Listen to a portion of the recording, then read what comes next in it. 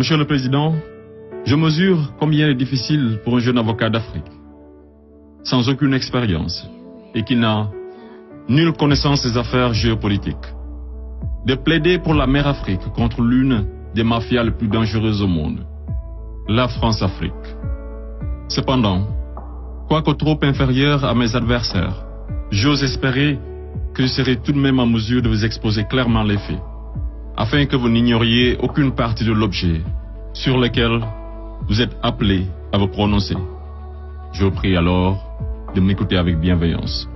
Mesdames, Messieurs les jurés, vous n'êtes pas sans savoir que l'Afrique a été réduite à 400 ans d'esclavage, à 250 ans de colonisation.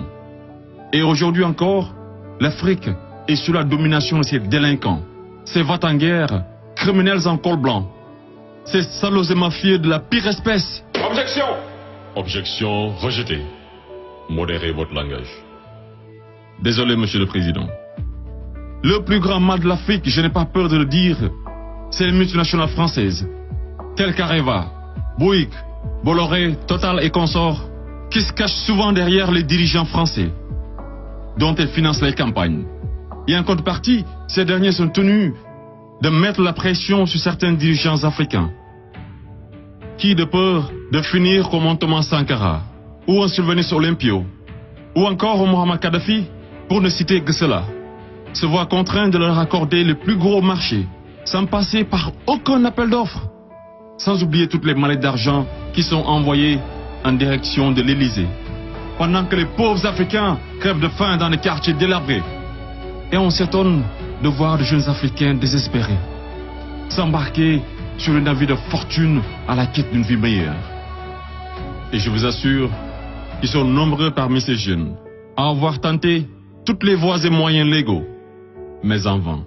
Pendant ce temps, la France et l'Union européenne se font des fortunes derrière leur business le plus lucratif, les demandes de visa Schengen, qui sont pour la plupart rejetées sans aucun motif valable. Monsieur le Président, avant que je n'oublie, permettez-moi de poser une question à la France-Afrique. Parmi tous les leaders africains morts assassinés, pouvez-vous nous citer ne serait-ce qu'un qui fut réputé un grand ami de la France? J'imagine qu'il n'y en a pas eu. Mesdames, Messieurs les jurés, je vous laisse juger. Monsieur le Président, j'accuse la France-Afrique, de crimes contre l'humanité, de crimes d'agression, de crimes économiques et d'avoir été derrière des crimes de génocide. La plupart des dirigeants français sous la Ve République me rappellent des propos d'un homme sage qui disait, je cite, « Les postes éminents rendent les grands hommes encore plus grands et les petits hommes encore plus petits. » Fin de citation.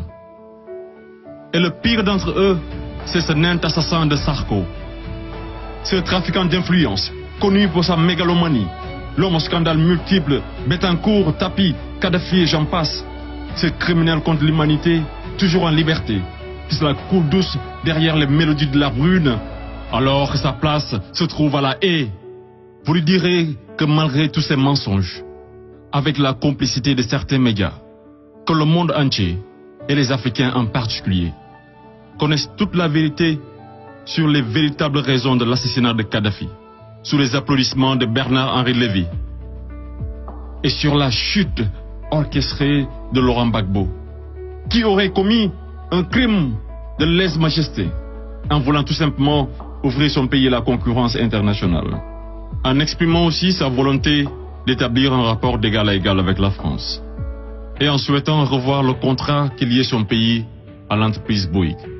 Bouygues, du fameux Martin Bouygues, un ami intime de Sarko, par ailleurs parrain de son fils du nom de lui, tous les deux impliqués dans le conflit ivoirien. Ce n'est pas un hasard. Mesdames, Messieurs les jurés, ai-je besoin d'en rajouter un mot pour que vous compreniez ce jeu d'échecs qui se joue sur le dos de pauvres Africains, alors qu'ils doivent tout à l'Afrique? C'est grâce aux Africains que vous avez une république que vous appelez la France. C'est grâce aux Africains que vous êtes enrichis. C'est grâce aux Africains que vous avez aujourd'hui votre statut de 5e puissance mondiale avec un droit de veto au sein de l'ONU. Et c'est encore grâce aux Africains que vous avez 2 Coupes du Monde à votre compteur. Qu'attendez-vous encore des Africains? Qu'on vous ramène la Lune? Ayez au moins un peu de décence et respectez les Africains. Surtout les Noirs et les Arabes qui vivent en France. Monsieur le Président, je voudrais par ailleurs, et si vous me permettez de